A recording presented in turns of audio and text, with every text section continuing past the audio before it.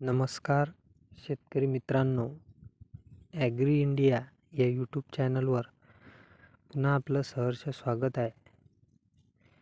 तर आज दिनांक 23 जानेवारी तूर बाजारभाव हे कसे काय राहतील याबद्दल आपण थोडक्यात जाणून घेऊया.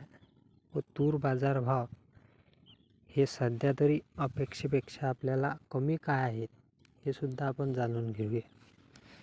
तर 20 जानेवारीला नाफेडने तुरीची खरेदी चालू करण्याचा निर्णय घेतलेला आहे व पूर्वीपेक्षा हा निर्णय थोडा शेतकऱ्यांच्या फायद्याचा आहे. कारण पूर्वी तूर खरेदीची केंद्रे हे खूप कमी होती. आता तसं राहणार नाही. ज्या केंद्रांवर आपण सोयाबीन विक्री केलेली आहे त्या केंद्रांवर तूर खरेदी होणार आहे. तरी आपली नोंदणी ही निश्चितपणे आपण करून घ्यायला पाहिजे. कारण भावात चढ उतार होतच राहतो. भाव हे कोणाच्याही म्हटल्याने किंवा नियमाने भावामध्ये बदलाव येत नाही.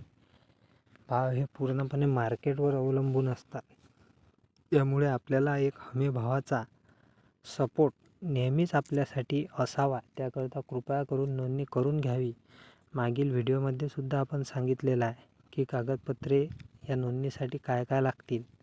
तर आपला 7/12 बँक पासबुक, आधार कार्ड आणि पीक पेरा, तुरीचा पीक पेरा आणि एक ऑनलाईन भरलेला अर्ज किंवा ज्या बाजार समितीमध्ये ऑफलाईन पद्धतीने चालत असेल तिथे ऑफलाईनसुद्धा करून घेण्यात यावी व नोंदणी करून घ्या. आता बाजारभाव नेमके कमी का? कारण की CCI आपला नाफेडचा जो भाव आहे तो 8,000 राहणार आहे. मग इथं लोकल मार्केटमध्ये एवढा बाजारभाव कमी का आहे? कारण नाफेडने नोंदणी जरी चालू केली असली तरी ती प्रत्यक्षात अंमलबजावणी होण्याकरता आणखी टाईम आपल्याला लागू शकतो. कारण की शेतकऱ्याला नोंदणी करण्यामध्येच 2 ते 3 दिवस लागू शकतात. आणि त्यापुढे नाफेड नेमका शेतमाल खरेदी कधी करणार हे सुद्धा एक कारण आहे. कारण की नोंदणी झाली म्हणजेच तुमची दुसऱ्याच दिवशी खरेदी होणार असं काही नाही. नोंदणी झाल्यानंतर कदाचित 10 ते 15 दिवसांनी आपली तूर खरेदी चालू होऊ शकते किंवा फार 8 ते 10 दिवसांनी चालू होऊ शकते. तर तो जो पिरियड आहे त्यामध्ये व्यापारी हा स्वतःचा फायदा करून घेण्याचं बघत असतो.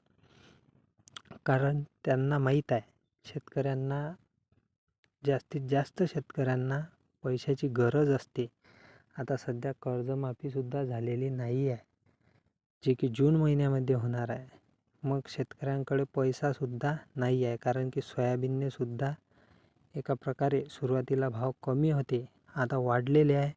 एक अपेक्षा शेतकऱ्यांना आहे आणि सर्वच माल घरात असताना शेतकऱ्यांकडे पैशाची जी आवक आहे ते कुठूनच येत नाही आहे. त्यामुळे तो तूर म्हणा किंवा सोयाबीन म्हणा काहीतरी विक्रीला काढणारच अशी एक भावना व्यापाऱ्यामध्ये आहे.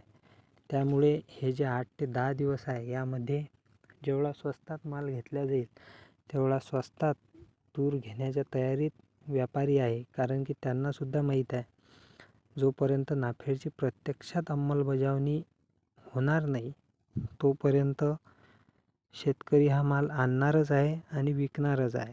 कारण की शेतकऱ्यालासुद्धा दुसरा पर्याय नाही.